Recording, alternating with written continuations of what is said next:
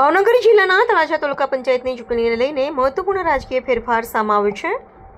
ચૂંટણીના મેદાનમાં રહેલા બે અપક્ષ ઉમેદવારોએ પોતાના ફોર્મ પરત ખેંચી લીધા છે। મળતી માહિતી મુજબ તળાજા તાલુકા પંચાયતની સરતાનપર 2 સીટ પરથી કિરણકુમાર વેલજીભાઈ શિયાળે ઉમેદવારી પાછી ખેંચી લીધી છે, જ્યારે અલંગ જિલ્લા પંચાયત બેઠક પરથી હંસાબેન અરવિંદભાઈ ચૌહાણે પણ પોતાનું ફોર્મ પરત ખેંચીને ચૂંટણીમાંથી બહાર નીકળી ગયા છે। આ ઘટનાને પગલે હવે ચૂંટણીનું મેદાન વધુ સ્પષ્ટ બની ગયું છે અને હવે ભાજપ, કોંગ્રેસ અને આમ આદમી પાર્ટી વચ્ચે સીધી ટક્કર જોવા મળશે।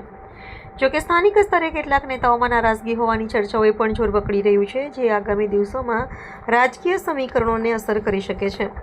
હવે જોવાનું રહેશે કે આ બદલાતા રાજકીય દ્રશ્યો વચ્ચે મતદારો કોના તરફ ઝૂકે છે અને અંતે જીતનો તાજ કોના માથે જાય છે।